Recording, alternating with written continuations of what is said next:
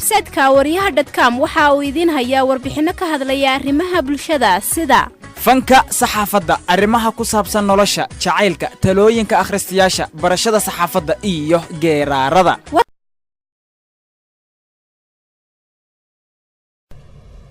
The president was asked about how they knew it was him, and he said when they landed we had very strong confirmation at that point that it was him.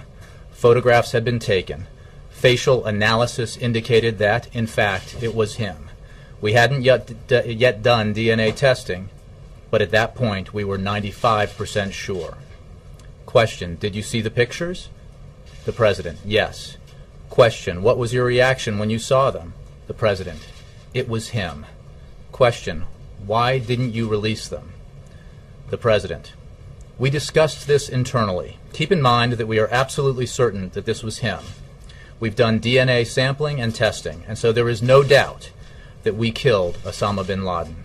It is important for us to make sure that very graphic photos of somebody who was shot in the head are not floating around as an incitement to additional violence or as a propaganda tool.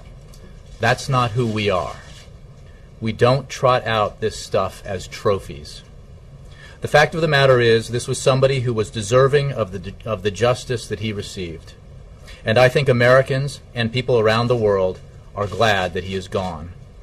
But we don't need to spike the football. And I think that given the graphic nature of these photos, it would create some national security risk. And I've discussed this with Bob Gates and Hillary Clinton and my intelligence teams, and they all agree. Question, there are people in Pakistan, for example, who say, look, this is all a lie. Obama, this is another American trick. Osama is not dead. The President, the truth is that we were monitoring worldwide reaction. There is no doubt that bin Laden is dead. Certainly, there is no doubt among Al-Qaeda members that he is dead. And so we don't think that a photograph in and of itself is going to make any difference. There are going to be some folks who deny it.